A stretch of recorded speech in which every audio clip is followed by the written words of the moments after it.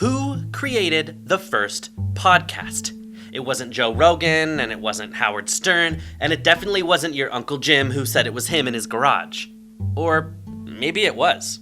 In September 2003, Dave Weiner uploaded some MP3 files to his blog and distributed them using RSS. The word podcast didn't even exist at this point. It wouldn't be until 2004, when Apple made its first iPod, that podcasting really became a household name. But was it really the first podcast? Do you want to find out?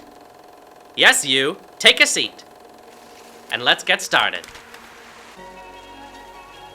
Some could consider a talk radio show to be a podcast.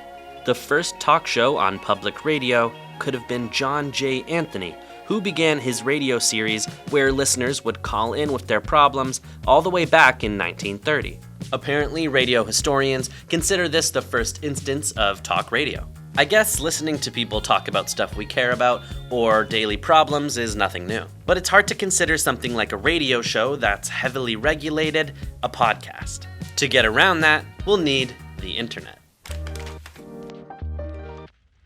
In 1994, Geffen Records made history by offering the Aerosmith track Head First as the first song to be offered exclusively via download. Since it was 1994 and internet speeds were slow as it took between 60 and 90 minutes for users to just finish downloading the file. Those who did manage to hear it on their speakers complained that the audio quality wasn't very good. But they still loved it because they got to hear something before anybody else and listen to it whenever they wanted.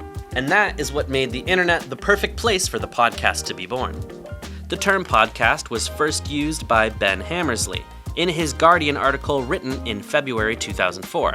And in June of 2005, Apple released iTunes 4.9 with native podcast support. Soon after that, in July of 2005, George W. Bush is the first US president to have his weekly address delivered in podcast form. And in December 2005, the term podcast was declared the word of the year by the new Oxford American Dictionary, cementing its name into internet history forever. Sites like YouTube, Facebook, and Twitter were also created around 2004-2005. These massive platforms probably helped boost the popularity of podcasting because it made sharing online easy. But we already know podcasts are a pretty big deal on the internet. What we don't know is who was first. Earlier I mentioned Dave Weiner, an American software developer that some people credit with inventing podcasting. But another contender in my opinion would be This American Life with Ira Glass. Starting all the way back in 1995 and still recording today in 2023, although it started as a radio show, you can still find every single broadcast on their online archive. But still, I think the inventor of podcasting is truly none other than Galina Pilipenko and Valery Pasadelov. The Illusion of Independent Radio project was started in 1989 and was distributed through cassette tapes all throughout Soviet Russia.